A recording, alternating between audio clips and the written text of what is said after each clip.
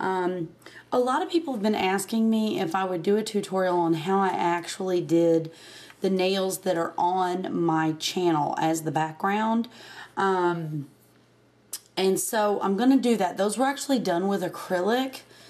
So for those of you who are doing acrylics or are playing with them at home, I'm going to go ahead and do the tutorial the way I actually did them.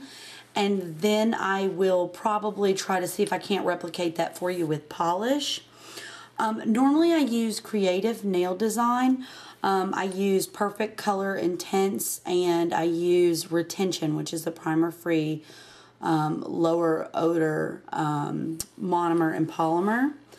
And for the colors though, I actually ran out of the black that I normally use. So I'm going to just go ahead and use my extra acrylics that I also use, which is Absolute Chrome Effects. And these are by OPI. And I actually am going to go ahead and just use my monomer that I always use. So you'll need these things.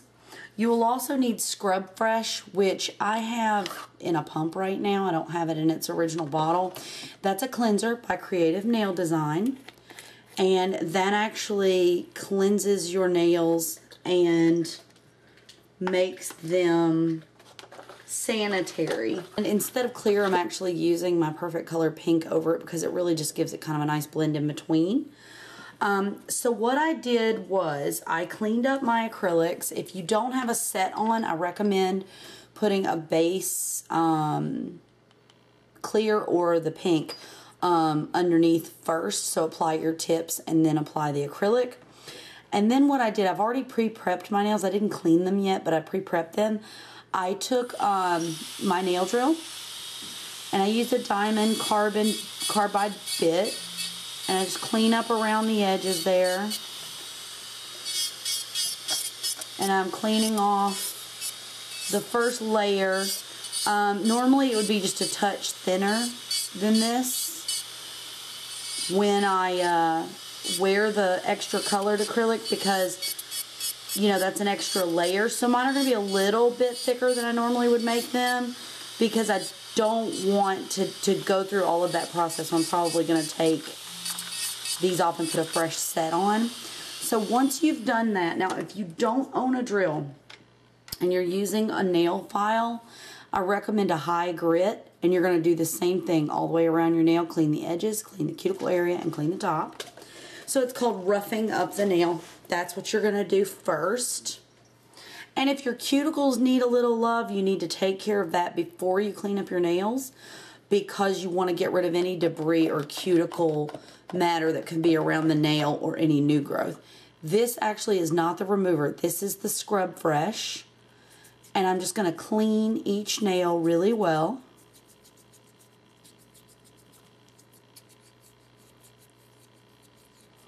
Just like that.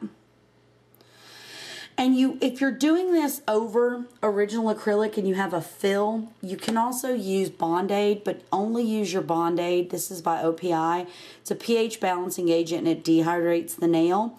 Only put this on your new growth area. Don't put it all over your acrylic. It's going to cause a little bit of an adhesion problem.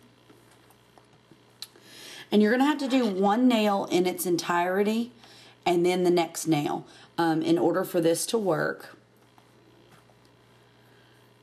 And so you're going to dip your brush. You have to use Kolinsky Sable brushes. Anything else will probably end up getting melted in the monomer. And I like to do the white first. So you're going to take a little bit of white like this.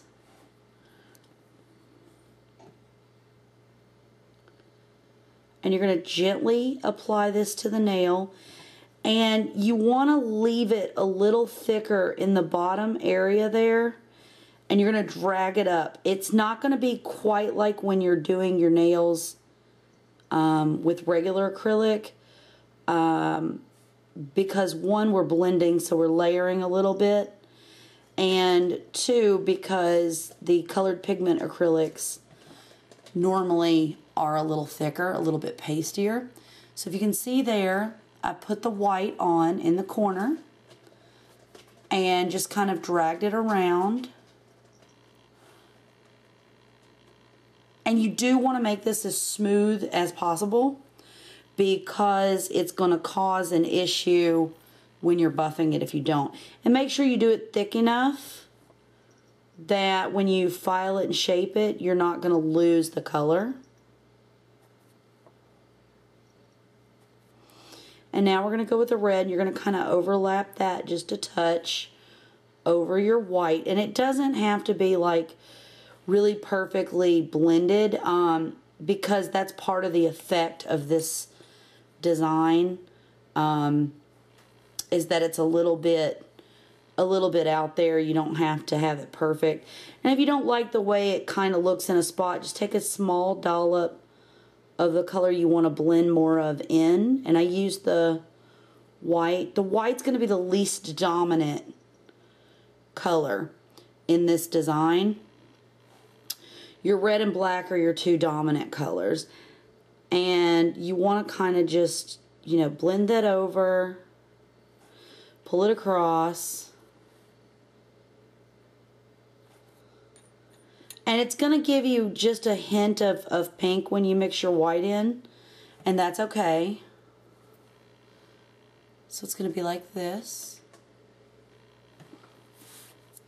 And now, this is a little bit of the tricky part. You're going to turn your nail around because if you're doing your own nails, it's the best angle. You're going to take the black and very carefully apply the black. So I went ahead and knocked out the other fingers. I'm going to show you again on this finger because I don't want you to not know what I'm doing here. You rough up the nail. We're just doing a quick review of that. And then you just want to cleanse the nail with a nail cleanser like Scrub Fresh by Creative Nail Design. And we have our colored pigments here. And a clear or pink. I kind of like the natural pink. Gives it just a cleaner shine than the clear does. Because you're going to put a thin coat on top. And I'm also going to try to replicate this with polish for you, so that those of you who do not do acrylic, but I wanted to show you how I actually did them. So we're going to go over this again. You want it to be imperfect and kind of blurred. Every nail is going to be a little different. You alternate the dominance of color on each hand or finger, as well as you can rotate the side that the white is on, and that gives you just a really pretty effect when you do the stamping and the artwork on it. So you want to take your monomer, and for those of you who don't do acrylics, this is a quick lesson on acrylic. This is your Kolinsky brush. This is monomer. Monomer is the acrylic liquid that has a very pungent odor. Any of you that have gone to nail shops know that that kind of is an overpowering smell. That's the monomer, and they actually do sell something that kind of makes it smell like fruit, so it's a little better. So you're going to take a little bit of white after wetting the brush, and you want to take that and put it in the corner that you're going to use to blend your white in. And this is not going to be the same as a 3-ball method because you're actually blending color on, so you're not forming the nail with this acrylic. If you are going to do this and use the acrylics, you do need to have your clear or pink base underneath before you use the colored pigments. The colored pigments are just not quite as strong on their own, and they also are a little harder to work with, so you don't want to build your nail with these. They really are designed for artwork. So once we blend it just like this, and you are going to go back over and do a little more blending as you go along, but you want to get a nice big area there, because you can cover up as much as you want as you go.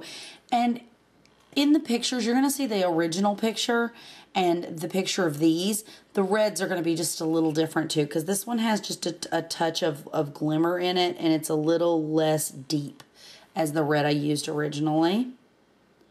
Now you want to take a red ball and you want to place it over on the opposite side and kind of on top of your white, and just gently with your brush pat it down along the edges, and then you want to pull the rest of it off.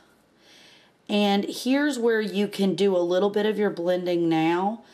If, for example, you don't want quite as much red, or you just don't like the way your red has gone across the nail, you take a little more white, and you're going to see a little drop of pink in there. That's good. It gives it some hazing, and just gently stroke it across the lines. And if you don't want as much hazing, you're going to have to clean your brush really, really well and let your red dry a little more before you blend more white on. And for me, I kind of like the jagged, less perfect look, because when you put art over it, the art hides all of that, but it gives it a different look. It needs to look organic, less, deliberate. You don't want it to be super deliberate, because then you're going to have a hard time too just balancing that out. Now, black acrylic powder, I'm going to tell you how to do this. The black is kind of like how black polishes are. It's a stronger, thicker, more dominating product, and it will just take over. So you have to put it on in a slightly thicker layer around the tip, pull off some of your excess, and then just gently slide it down to create a blending look. And you can take more of your liquid